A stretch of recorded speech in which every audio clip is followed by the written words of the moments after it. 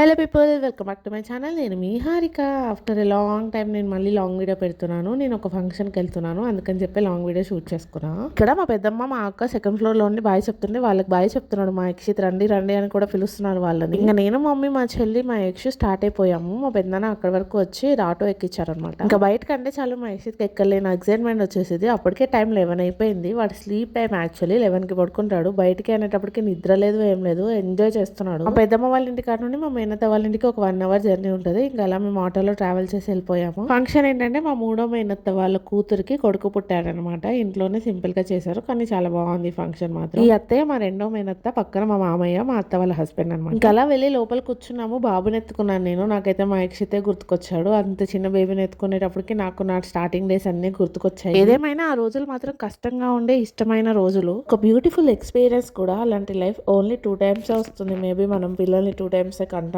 కాబట్టి. అసలు pregnancy confirm అయినప్పటి నుండి బేబీ డెలివరీ అయ్యి వాళ్ళు కొంచెం పెద్దగా అయ్యేదాకా కూడా అదొక స్టేజ్ ఆఫ్ లైఫ్ లాగా ఉంటుంది. మనం ఎక్కడున్నా ఏం చేస్తున్నాం, ఫస్ట్ పిల్లల విషయాలే చూసుకోవాలి. అందుకని చెప్పి నేను మా యక్షిత్ అన్నం తినిపించేసాను. తర్వాత వెళ్ళి మా మరదల్ని ఆశీర్వదించేసాను, బుడ్డోడిని కూడా.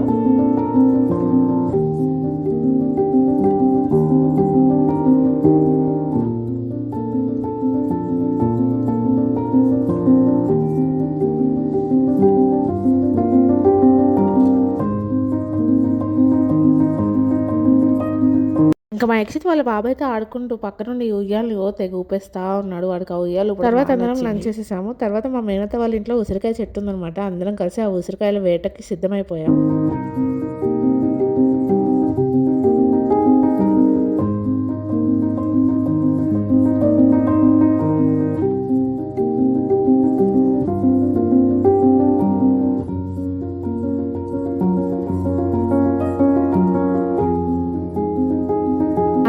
మా మేనత్త అలా చీర పట్టుకుంటే మా మరిదేమో ఉసిరికాయలు కొట్టాడు. ఇంకా ఉసిరికాయలన్నీ అలా కలెక్ట్ చేసుకొని ఏరుకొని కవర్లో వేసుకున్నాము. మా అత్త వాళ్ళ ఇల్లు పల్లెటూరు కాబట్టి ఇంకా చుట్టుపక్కలంతా పొలాలు చూద్దామని చెప్పి అందరం కలిసి బయలుదేరాం అనమాట.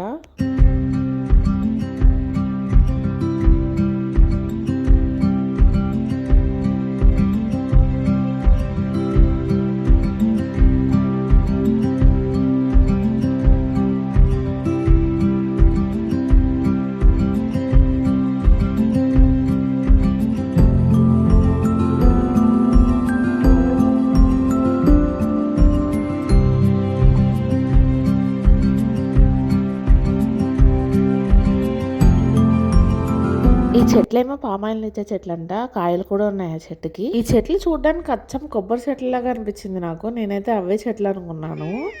ఇది పామాయిల్ విత్తనమే అనుకుంటున్నా. మీకు ఎవరికన్నా తెలిస్తే చెప్పండి. ఇంకా మా పొలాల్లో తిరగడం అయిపోయిన తర్వాత ఇంటికి వచ్చేసి మా మామయ్య వాళ్ళకి అత్తయ్యకి బాయ్ చెప్పేస్తున్నాం. ఇంకా మేము రిటర్న్ బయలుదేరడానికి.